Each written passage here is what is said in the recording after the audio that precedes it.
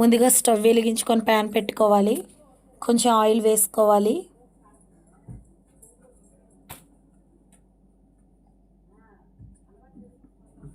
కొంచెం నెయ్యి వేసుకోవాలి.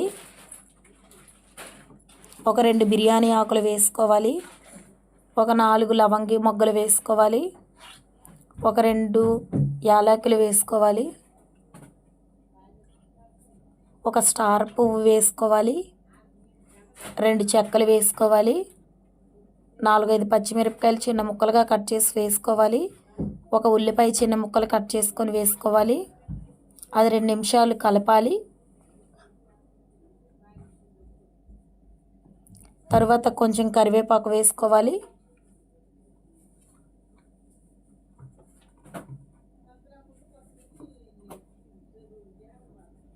రెండు నిమిషాలు అయిన తర్వాత కొంచెం పసుపు వేసుకోవాలి. పసుపు వేసుకున్న తర్వాత నేను ఒక 4 క్యారెట్లు శుభ్రంగా కడిగి తురిమి పెట్టుకున్నాను. అది ఇప్పుడు ఇందులో వేసుకోవాలి.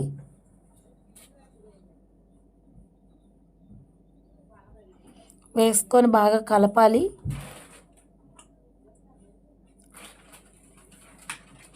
అది అలా సిమ్లోనే ఉడికించాలి వాటిని.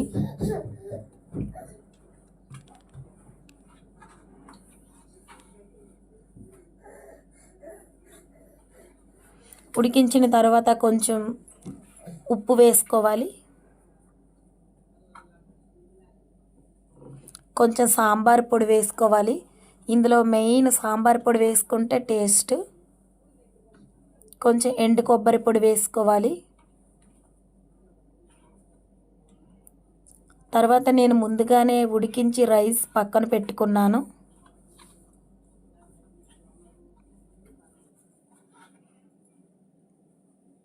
ఆ రైస్ కొంచెం వేసుకొని కలుపుకోవాలి. ఉప్పు టేస్ట్ చూసుకోవాలి, సరిపోతే పర్వాలేదు. కొంచెం నిమ్మ చెక్క పిండి సర్వ్ చేసుకోవడమే, చాలా బాగుంటుంది.